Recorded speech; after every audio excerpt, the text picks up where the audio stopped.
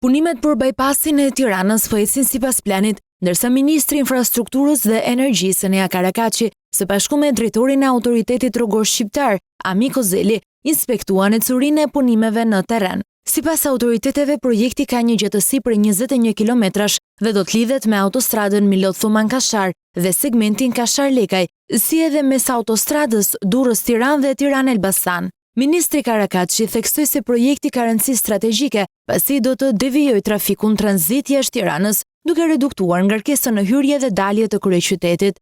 Në fakt është ndër kantierët më strategjik që ne kemi, sepse bën ndërlidhje ndërmjet korridorit adriatik jonian Thuman-Kashar dhe pastaj vazhdimin e Kashar-Lekaj, autostradës vijuese.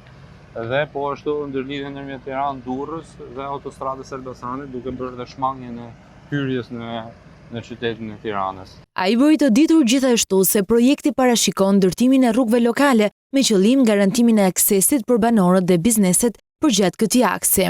Ky 8 kilometër që është i rëndësishëm pasi sigurisht bën edhe ndërlidhjen me autostradën Kashar-Lekaj, të cilën tashmë dokumentat ligjore janë përmbyllur. Nga ana tjetër, drejtori i ARSH-s Ami Kozeli deklaroi se punimet po avancojnë me ritme pozitive dhe se synimi mbetet përfundimi i veprës edhe përpara afatit të parashikuar në kontratë. Realizimi fizik i punimeve, ai që i situacionuar është rreth 30%, 31%, ndërkohë që ecuria është mjaft pozitive, sepse këtu jemi në një terren shumë problematik.